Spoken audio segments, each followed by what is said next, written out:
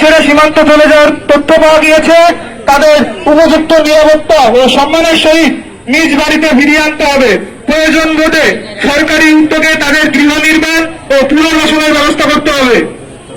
ইতিমধ্যে আপনারা সবাই জানেন আমাদের হিন্দু ধর্মীয় কল্যাণ ট্রাস্ট নামে একটা সংগঠন আছে। এই সংগঠনকে পূর্ণাঙ্গ রূপ দিয়ে হিন্দু ফাউন্ডেশন হিসেবে নিবন্ধন এবং তার সামগ্রিক কর্মপরিসর ও অর্থ বরাদ্দ ভিত্তি করে কোন প্রকার দলীয়, আমি আবারও বলছি, কোন প্রকার দলীয় লেজুরি ভিত্তিক ব্যক্তি ব্যতীত নিরপেক্ষ প্রকৃত সনাতনী দ্বারা শুভচিন্তার ব্যক্তি দ্বারা নিয়ন্ত্রণ করতে হবে। সরকারের সকল পর্যায়ে নির্দিষ্ট সংখ্যক কিছু সনাতনী প্রতিনিধি নিশ্চিত করতে হবে।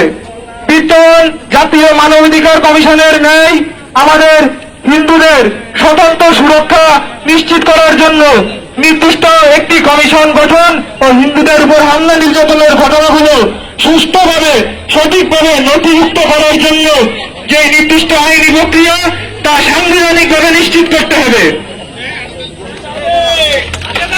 হিন্দুদের কারিগর, ব্যবসা প্রতিষ্ঠান, ধর্মীয় প্রতিষ্ঠানে বিশেষ নিরাপত্তা এবং আক্রমণের ঘটনায় যথাযথ পদক্ষেপ গ্রহণ এবং দৃষ্টান্তমূলক শাস্তির ব্যবস্থা করতে হবে, যাতে অদূর ভবিষ্যতে আমার বন্ধুর, আমার বাড়ি, আমার প্রতিষ্ঠানের দিকে কেউ হামলা করার আগে দুবার তাদের ভাবতে হবে।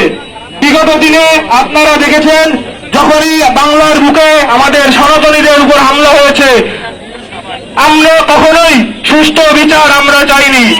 আমরা ছাত্র সমাজ যেহেতু নতুন বাংলাদেশের সূচনা করেছি, এই নতুন বাংলাদেশে, এই নতুন বাংলায় দাঁড়িয়ে আমি সকল সমন্বয়কদের দ্বারা যারা দায়িত্বপ্রাপ্ত তাদের কাছে এই কথাটা পৌঁছে দিতে চাই যে নতুন যেহেতু বাংলাদেশ হয়েছে, নতুন বাংলাদেশে হিন্দুদের যেই বিচার সুনিশ্চিতভাবে করতে হবে।